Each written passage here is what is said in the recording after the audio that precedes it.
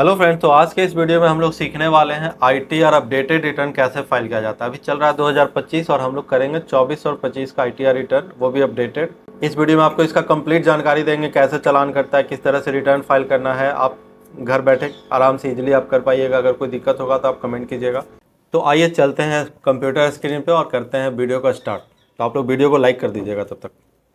तो फ्रेंड्स, हम लोग आ गए कंप्यूटर स्क्रीन पे। हम लोग को फाइल करना है अपडेटेड रिटर्न। तो अब हम लोग सबसे पहले गूगल ओपन करेंगे। ठीक है, गूगल में हम लोगों को सर्च करना है इनकम टैक्स, और जो पहला वाला साइट आ रहा है incometax.gov.in, ये हमारा इनकम टैक्स का ऑफिशियल साइट है। इसी को ओपन करेंगे। देखिए आ गया। अब आपको यहाँ से करना है लॉगिन। ठीक है, आपका लॉगिन आईडी और पासवर्ड उम्मीद आपके पास होगा। अगर नहीं होगा तो आप लॉगिन के बगल में रजिस्टर ऑप्शन है, वहाँ से रजिस्टर कर सकते हैं। सिर्फ आपको नाम पता वगैरह डालना होता है। ठीक है, हम लोग डायरेक्ट लॉगिन कर रहे हैं। तो यहाँ हमने डाल दिया अपना लॉगिन आईडी। लॉगिन आईडी आपका पैन नंबर ही होता है। ठीक है, आपको कंफ्यूज नहीं होना। जो यूज़र आईडी जो है वो आपका पैन नंबर होता है, और पासवर्ड आप जो क्रिएट करते हैं वो आपका पासवर्ड होता है। ठीक है, इसके बाद हम लोग यहाँ से कंटिन्यू। अब देखिए आपका आईटीआर का डैशबोर्ड लॉगिन हो गया, आपका पेज आ चुका है। यहाँ से आपको रिटर्न फाइल करना है।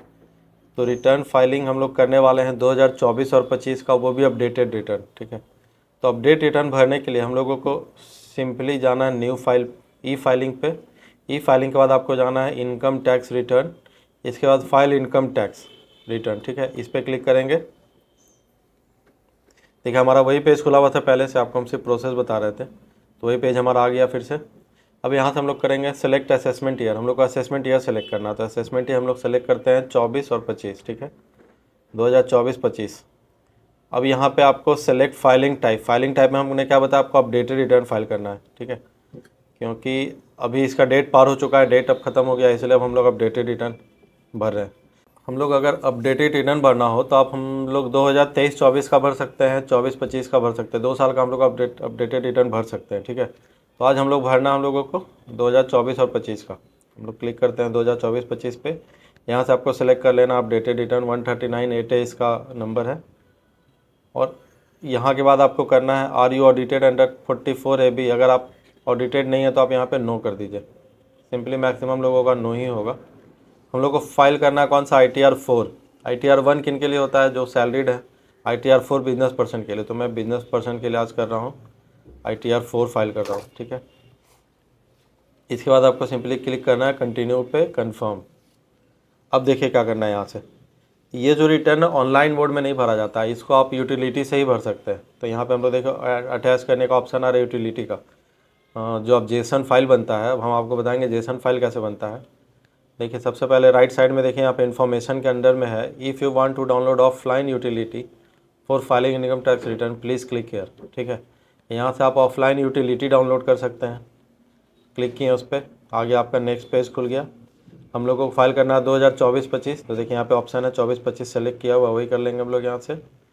अब नीचे आएंगे हम लोग ITR 4 वाले सेक्शन में। देखिए यहाँ पे ITR 4 है, ITR 4 पे क्लिक करेंगे।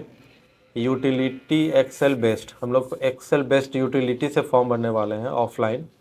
तो इसको हम लोग यहाँ पे क्लिक करेंगे, ये डाउनलोड हो जाएगा यूटिलिटी। ठीक है, आपके डाउनलोड फोल्डर में चला गया। देखिए यूटिलिटी आपका डाउनलोड हो गया। अब हम लोग को फिर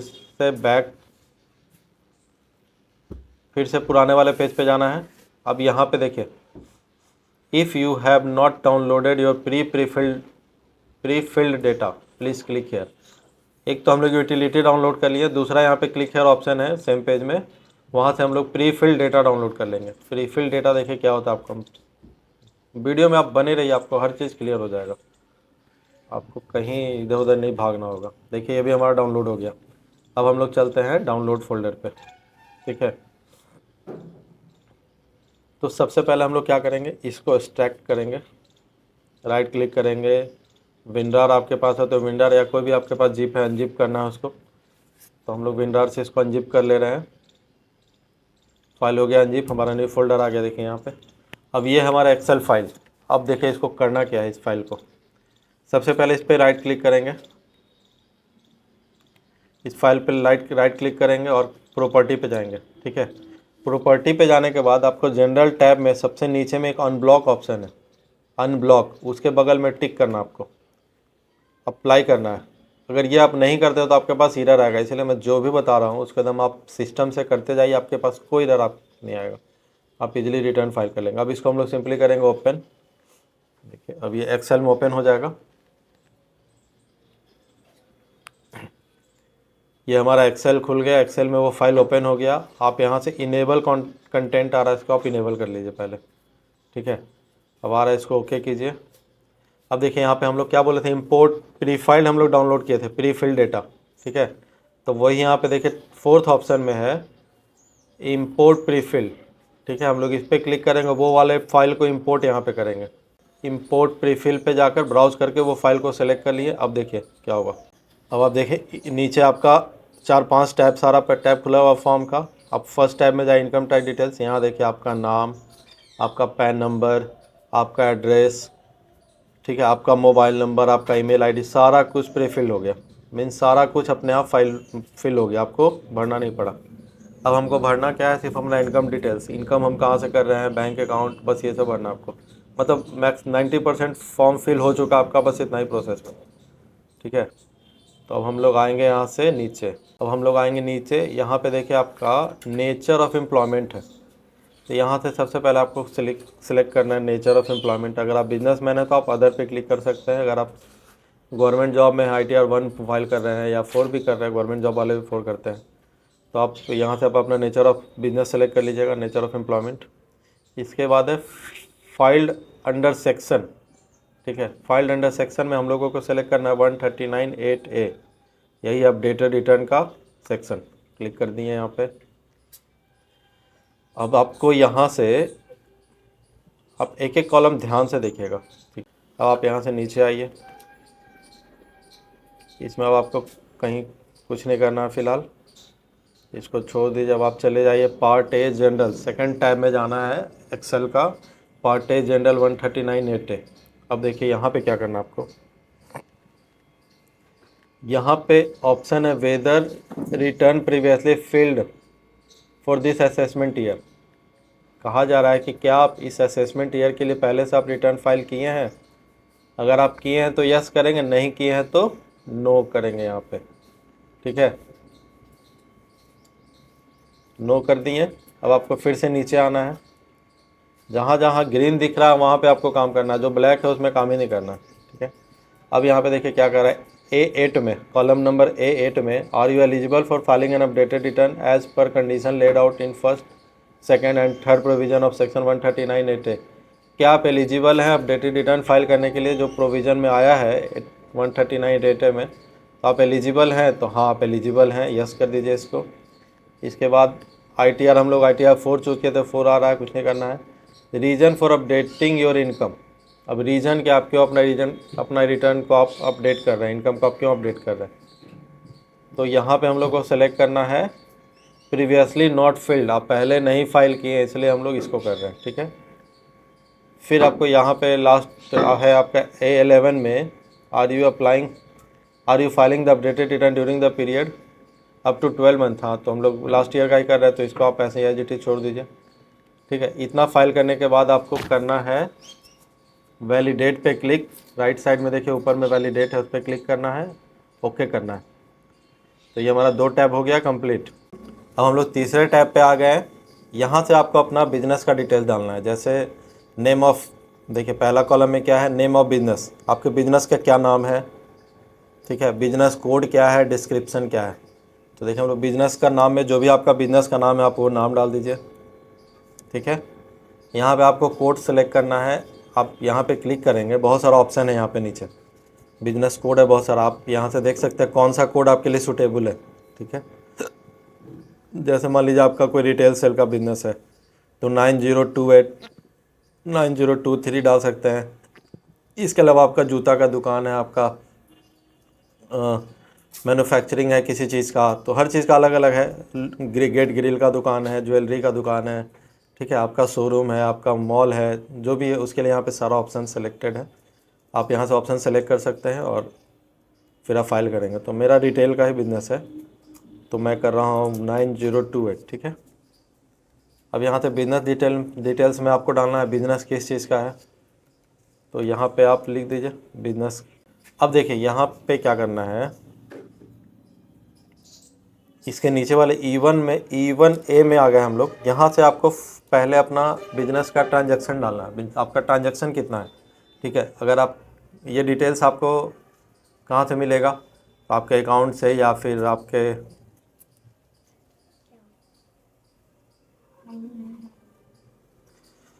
तो ये डिटेल्स आपको मिलेगा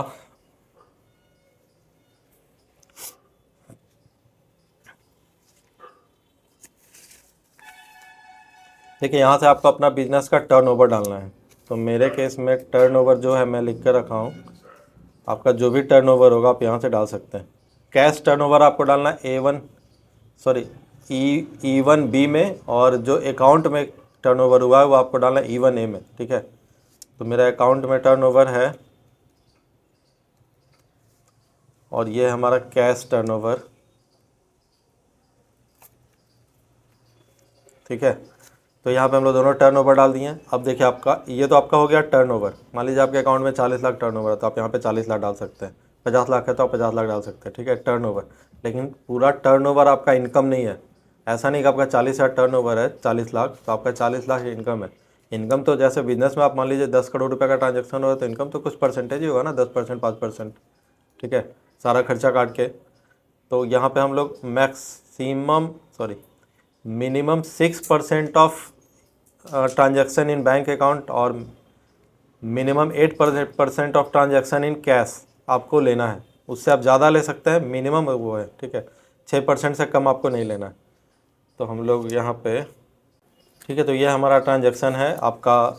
यहाँ से हम लोग डाल दिए कैश ट्रांजैक्शन और यहाँ पे हम लोग डाल दिए आपका अकाउंट में जो ट्रांजैक्शन है वो, इसका प्रॉफिट यहाँ पे आ गया। अब आपको सिंपली नीचे जाना है। देखिए वीडियो थोड़ा लेंदी होगा क्योंकि अपडेटेड रिटर्न ईजी नहीं होता करना। आप अगर सीए के पास भी जाएंगे तो नॉर्मल रिटर्न में अगर वो 1000 चार्ज करें तो अपडेटेड में वो 1500 चार्ज करेंगे, 2000 चार्ज करेंगे। तो आप वीडियो को गौर से देखिएगा, ढंग से देखिएगा तो आपको बिल्कुल क्लियर हो जाएगा, आपको कहीं दिक्कत नहीं होगा। देखिए अब हम लोग यहाँ पे सबसे नीचे में आ गए हैं, बीपी वाले टैब में सबसे लास्ट में यहाँ पे है सन्ड्री क्रेडिटर्स, ठीक है। आपका कितना ड्यूज है मार्केट में तो आप यहाँ पे डाल सकते हैं। अगर नहीं है तो आप यहाँ पे 0 भी डाल सकते हैं, लेकिन डालना है इसमें, ठीक है। इसके बाद फिक्स एसेट क्या है आपका, आपको वो डाल देना है। मान लीजिए मेरे केस में ये हम डाल दे रहे हैं कुछ भी। इन्वेंट्री आपके पास कितने का है। इसके बाद सन्ड्री डेटर्स आपका मार्केट में कितना बकाया है वो आपको डालना है, डाल दिए। Cash in with bank account में आपका कितना कैश पड़ा है, अगर आपको मालूम है तो वो डाल दीजिए एग्जैक्ट, अगर नहीं मालूम है तो आप इसको छोड़ दीजिए। कैश इन हैंड आपको डालना है। कैश इन हैंड मान लीजिए मेरे पास ये मैं डाल दिया हूँ, ठीक है। तो ये हो गया एक सेकंड टैब भी कंप्लीट। जो भी टैब कंप्लीट होता है, कंप्लीट होने के बाद आपको एक बार वैलिडेट पे क्लिक करना है। अगर यहाँ पे सीट बीपी जो के आ गया इसका मतलब आपका टैब बिल्कुल सही फाइल हुआ है, इसमें कोई इशू नहीं है, ठीक है। अगर कोई एरर आ रहा है, जैसे मान लीजिए हम 175,400, इसको हम यहाँ से कम करते हैं, ठीक है। देखिए ये गलत हो गया। अब हम यहाँ से वैलिडेट करते हैं।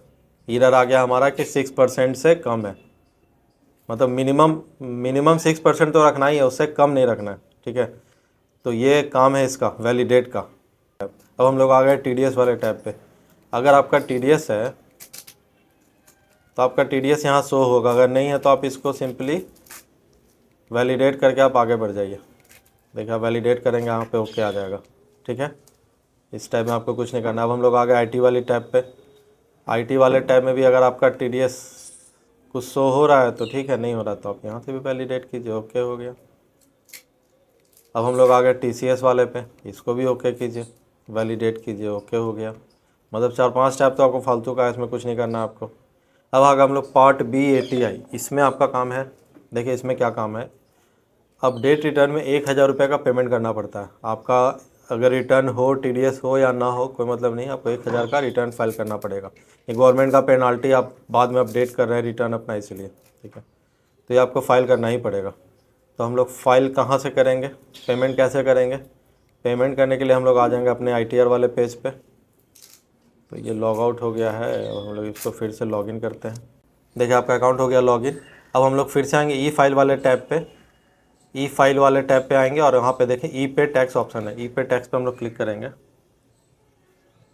अब यहाँ से आपको क्या करना है, पेमेंट। तो देखिए सबसे ऊपर में है new payment, plus new payment means आपको न्यू पेमेंट करना है। न्यू पेमेंट पे गए, इनकम टैक्स वाले टैब पे गए, ठीक है। आपको किस ईयर के लिए कर रहे हैं, हम लोग फाइल कर रहे हैं 24-25 का, तो असेसमेंट ईयर हम लोग सेलेक्ट कर लेंगे 24-25। पेमेंट अंडर सेक्शन, किस सेक्शन के अंदर आप पेमेंट कर रहे हैं। देखिए हम लोग को यहाँ पे पेमेंट करना है, थर्ड वाले ऑप्शन में सेलेक्ट करना है payment of demand and penalty, क्योंकि ये पेनाल्टी ही है, आप डिले किए हैं इस वजह से पेनाल्टी लग रहा है। तो यहाँ से हम लोग करेंगे कंटिन्यू। अमाउंट हम लोग को कितना करना है, अदर में जाकर 1000 यहाँ से पे कर देना, कंटिन्यू। अब आ गए फिर से पेमेंट ऑप्शन पे। पेमेंट ऑप्शन पे जाकर आपको पेमेंट यहाँ से करना है। हम लोग HDFC का नेट बैंकिंग सेलेक्ट करते हैं, बहुत सारा ऑप्शन है, नेट बैंकिंग है, डेबिट कार्ड है, पे एट बैंक काउंटर है, RTGS NEFT है, UPI वगैरह भी ऑप्शन है, तो आप UPI से भी कर सकते हैं। चलिए आज UPI से करते हैं हम लोग। UPI HDFC सेलेक्ट कर लिए, कंटिन्यू। देखते हैं UPI का ऑप्शन क्या है। अब यहाँ से देखिए हम लोग को करना है फिर से पे नाउ पे क्लिक। यहाँ पे आ गया आपका टर्म एंड कंडीशन, इसको स्क्रॉल डाउन करना है, यहाँ से I agree to term and condition, submit to bank, हो गया। अब देखिए यहाँ पे UPI का ऑप्शन है, हम लोग UPI पे क्लिक करते हैं, फ़ोनपे करते हैं, ठीक है। फ़ोनपे भी करने का ज़रूरत नहीं है, देखिए आपके सामने QR कोड आ गया। अब आप अपने मोबाइल में आप जो भी UPI ऐप यूज़ करते हैं उस ऐप से आप यहाँ पे स्कैन करके पेमेंट कर दीजिए, जैसे आप सब्जी वाले के यहाँ सब्जी लेते समय पेमेंट करते हो, ठीक है। आप सिंपल, आप जैसे ही स्कैन कीजिएगा अमाउंट वहाँ पे 1000 खुद ब खुद आ जाएगा, पेमेंट हो जाएगा। पेमेंट के बाद आपके पास भी सक्सेसफुल मैसेज आ जाएगा, यहाँ पे प्रोसेस हो जाएगा। पेमेंट आपका सक्सेसफुल हो गया। अब यहाँ पे देखिए चालान डाउनलोड करने का ऑप्शन आ गया, आप चालान यहाँ से डाउनलोड कर सकते हैं। चालान में कुछ नंबर होता है, जैसे BSR कोड, चालान नंबर और डेट और अमाउंट, 3 चीज़ होता है।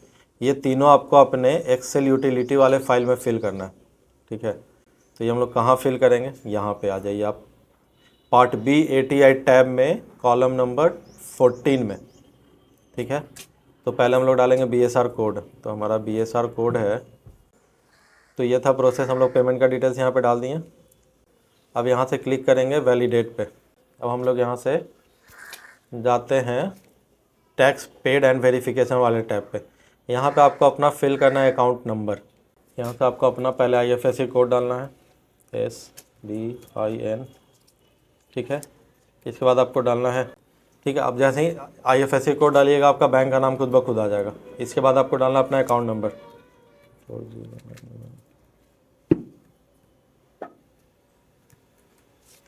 ठीक है, डाल दिया अकाउंट नंबर। अब टाइप ऑफ अकाउंट आपका सेविंग है, करेंट है, कैश क्रेडिट है, जो भी अकाउंट है।